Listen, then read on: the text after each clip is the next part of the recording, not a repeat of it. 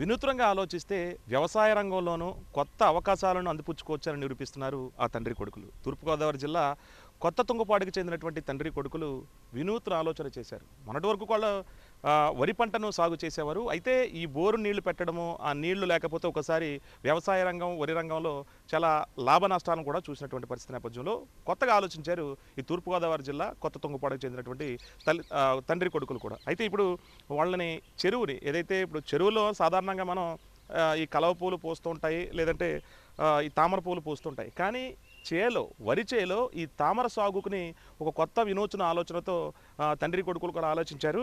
ఎకరం పొలంలో 108 ఈ తామర రేకులకు సంబంధించిన వాటిని మన్యం ప్రాంతం నుంచి ఆ విత్తనాలు తీసుకొచ్చి అంటే వరి వేశారు, వరి నాట్లు వేశారు, వరి వ్యవసాయం కూడా చేశారు. కానీ ఈ బోరు బావి ఇబ్బందులు పెట్టడము, నీళ్లు లేకపోవడంతో నష్టాలు చూసినటువంటి తండ్రి కొడుకులు కూడానే ఈ తామర సాగుతో అద్భుతాలు సృష్టించనుకున్నారేమో. కానీ ఎకరం పొలంలో వాళ్ళకు ఉన్నటువంటి సొంత ఎకరం పొలంలో ఈ కొత్త తుంగపాడుకు సంబంధించినటువంటి ఎక్కడైతే ఈ మన తూర్పుగోదావరి జిల్లాలో ఉందో ఈ రాజానగరం దగ్గర, అక్కడ వాళ్ళకు ఉన్నటువంటి ఎకరం కుంట అంటే ఎకరం ఆ పొలంలోనే ఈ తామర సాగుని వినూత్నంగా ప్రారంభించారు. ఆ విత్తనాలు తీసుకురావడం మన్యం ప్రాంతం నుంచి ఇక్కడ నాటడంతో మొత్తం చెరువును తలపించే విధంగా కూడా ఆ చేలు మొత్తం కూడా ఈ తామరాకులు పువ్వులతో నిండిపోయింది. ఇంకేముంది, ఒక్కొక్క తామర పువ్వుకు సంబంధించి 20 రూపాయల నుంచి 30 రూపాయలు ఆర్జించారు. అంటే జూలై నెలలో దాదాపుగా ఎకరం పొలంలో ఉన్నటువంటి ఈ తామర పువ్వుల్ని 2000కి పైగా వీళ్ళు పక్కనే ఉన్నటువంటి షాపులో విక్రయిస్తే వీళ్ళకి సంబంధించినటువంటి ఆ పెట్టుబడికి తగ్గ రెట్టింపు డబ్బు రావడంతో ఆనందం వ్యక్తం చేస్తున్నారు.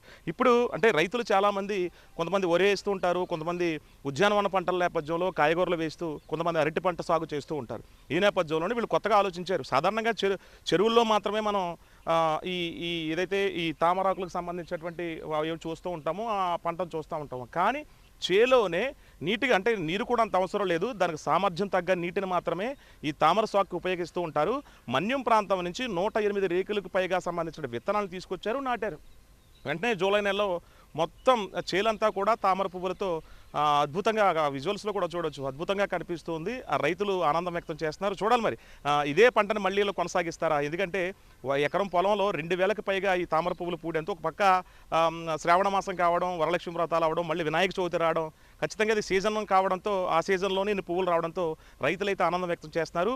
వరి సాగు నష్టాలు చవి చూసినటువంటి తండ్రి కొడుకులు కూడా ఏదైతే ఈ రాజానగరం మండలం తూర్పుగోదావరి జిల్లాకు సంబంధించిన రైతులు ఇప్పుడు ఈ తామర సాగుతో ఆనందం అయితే వ్యక్తం చేస్తున్నారు. చూడాలి మరి ఉండే కొద్దీ ఈ ఎకరం పొలంలో ఉన్నటువంటి ఈ తామర సాగుకు సంబంధించి ఇంకా ఎన్ని లాభాలు ఆర్జిస్తారు.